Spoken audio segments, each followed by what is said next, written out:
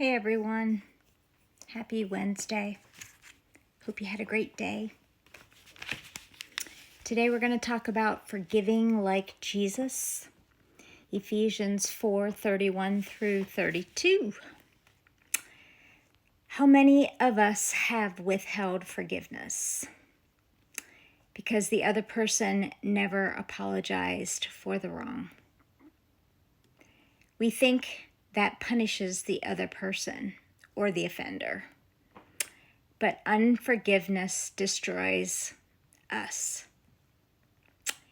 It also trickles down and hurts other people. When someone harms us, we may feel that the person doesn't deserve our pardon, but neither are we deserving of Jesus' sacrifice. That's why the Lord calls us to follow his example in extending grace. Ephesians 4:32. Do you think that you were deserving of God's forgiveness? Crucifixion was a slow, agonizing death. But Jesus' worst torture occurred when the sin of the world was laid on him and God turned away from him. Matthew 27:46. Even so, as the crowd cast lots for his garments, Jesus gave us the best possible example of forgiveness by saying, "Forgive them, Father, for they know not what they are doing." Luke 23:34. Others may not know your pain,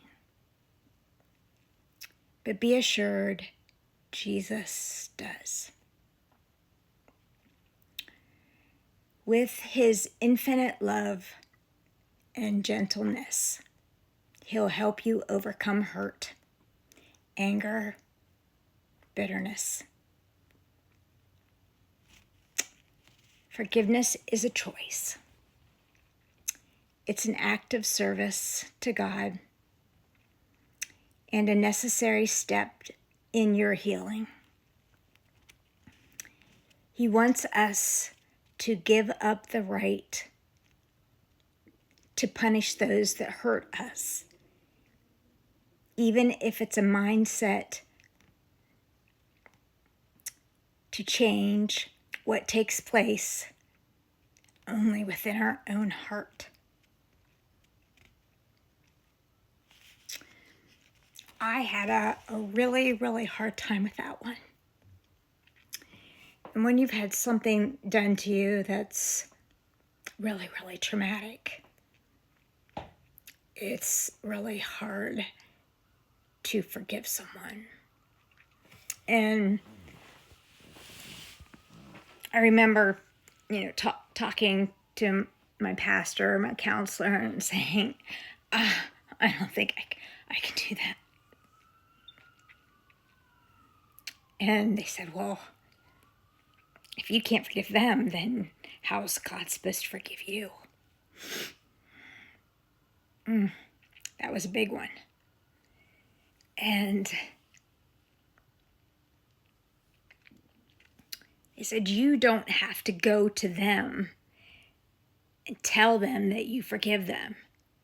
You just have to forgive them, deal with it with God, and let God handle it.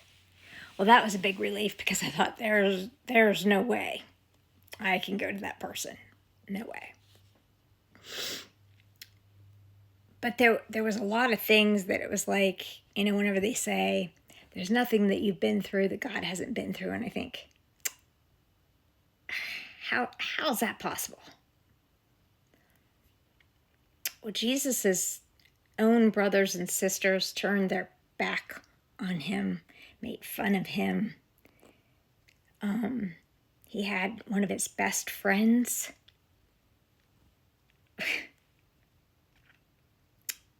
sell him off, basically sell him off for some silver. You know, he begged his friends to keep watch and pray. They fell asleep. So people talked about him.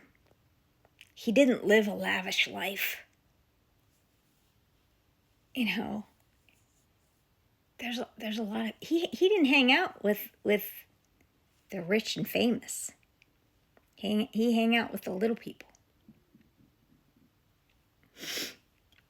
But when you think about forgiving someone, and you think about God forgiving you, it's pretty easy to forgive someone. Not easy. I mean, easy.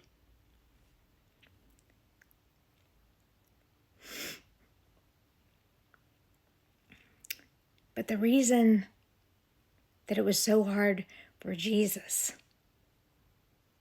you know, when he was sweating blood, he knew what was going to happen to him. That traumatic event. Talk about anxiety and depression. Lord have mercy. He was there.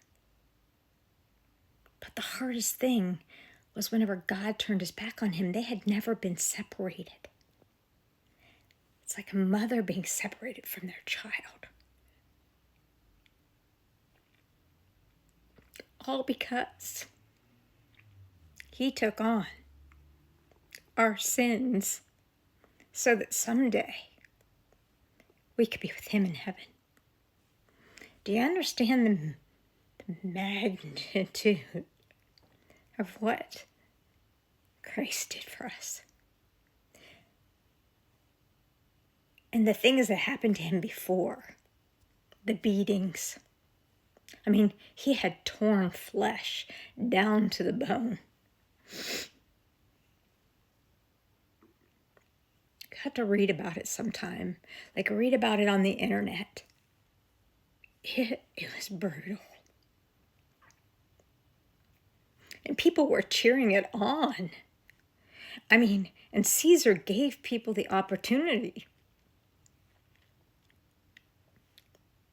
No, he's not guilty. Kill him anyway. Sometimes I think we get so caught up in our daily lives that we actually forget what Christ did for us.